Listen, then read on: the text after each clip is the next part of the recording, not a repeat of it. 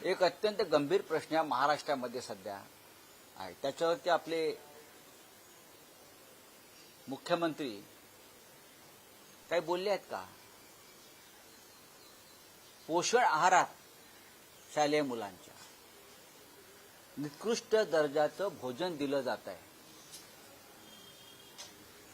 आंबेगावमध्ये एका शाळेमध्ये कच्चं धान्य, कच्चा वाटाणा आणि इतर सगळं हे 13 शिट्या घेऊन कुकरच्या शिजलं नाही हे लोकांसमोर आणणाऱ्या रेश्मा पारधी या शिक्षिकेला निलंबित केलं. वाटाणा 13 शिट्या देऊन शिजला नाही. देवेंद्रजींनी हा वाटाणा घेऊन आपल्या घरी शिजवावा, वहिनी साहेबांना द्यावा, शिजवा म्हणावं. आणि तुम्ही त्या महिलेला निलंबित करता, शिक्षिकेला, जिनी त्या मुलांना किती निकृष्ट दर्जाचा आहार मिळतो हे जेव्हा सांगण्याचा प्रयत्न केला. एका बाजूला तुम्ही सांगताय प्रधानमंत्री त्यांच्या मंत्र्यांना की रील बनवा, इंस्टाग्रामवर या, संवाद साधा. असं कोण म्हणताय? तुमचे प्रधानमंत्री स्वतः देवेंद्र फडणवीस. आणि एक शिक्षिका, अंगणवाडी सेविका आंबेगावची, तिने जेव्हा सरकार किती निकृष्ट दर्जाचं, हे कोण आहेत? हे पुरवठादार हे सगळे नागपूरचे आहेत. आजच्या जेनझीनी संध्याकाळी नागपूरला जे जेनझी येणार आहेत ना, त्यांनी बोलवलंय ना, जर पेड नसतील तर 100% पेड आहेत. यांच्याकडून सभेला जाणार आहेत. जर ते पेड नसतील तर एखाद्या विद्यार्थ्यानं उठून विचारावं, शालेय पोषण आहारामध्ये जो भ्रष्टाचार चालू आहे, झेन अल्फा, वाटाणे, चणे, भात,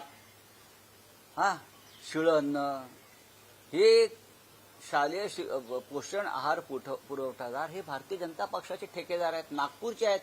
पगारिया त्याचं नाव मी तुम्हाला सांगतो. फडणवीसांचा अत्यंत खास माणूस, भाजपला पैसे देतो निवडणुका लढायला. हा पगारिया कोणाचा माणूस आहे? जो हा निकृष्ट दर्जाचा चायना माल वाटाणा, प्लास्टिकचा वाटाणा मुलांना खायला घालतो. आणि तुम्ही आम्हाला पेड इव्हेंट म्हणता. तुमचं सगळं पेड जात आहे ना तुमच्या भाजपच्या खिशात. ह्याच्यावर देवेंद्रजी जर बोलले तर त्या राज्याचे मुख्यमंत्री म्हणून शोभते. पण ह्याच्यावर बोललं की निलंबन करायचं, ह्याच्यावर बोललं की गुन्हे दाखल करायचे, या विषयावर बोललं की ते पेड आहेत, त्यांना अक्कल नाही. तुम्हाला अक्कल आहे? हा वाटाणा जो आहे आंबेगावच्या शाळेतला, हा त्या विद्यार्थ्यांनी वर्षा बंगल्यावर घेऊन जावं आणि खा म्हणावे याची भाजी, खाऊन दाखवावी त्यांनी. आणि त्या पगारियाचं सगळं निलंबन करा. निलंबन पगारियाचं व्हायला पाहिजे. हा जो कंत्राटदार आहे त्याचं निलंबन झालं का? त्याचं निलंबन झालं नाही. निलंबन झालं त्या बिचाऱ्या शिक्षिकेचं. आता तिला नंतर लोकांच्या दबावामुळे परत घेतलं, ठीक आहे, कारण आता लोक जागरूक आहेत. तेव्हा ते जे काय सांगतायत पेड इव्हेंट, अमुक इव्हेंट, तमुक इव्हेंट, तुमच्या पायाखालची वाळू सरकली आहे. मी हातभर फाटली असं म्हणणार नाही, ते बरं दिसत नाही, असभ्य आहे ना ते. हातभर फाटली असं म्हणणं बरोबर नाही. तो अनपार्लमेंटरी शब्द असं भाजपचे लोक म्हणतील. आणि मुख्यमंत्री प्रधानमंत्र्यांना हातभर फाटली असं म्हणणं अत्यंत चुकीचं आहे. त्याच्यामुळे त्यांच्या पायाखालची वाळू सरकली, त्यांना झोप लागत नाही. राहुलजींनी घेतल्यावरती यांनी मेळावे सुरू केले, तोपर्यंत मला आठवण नव्हती.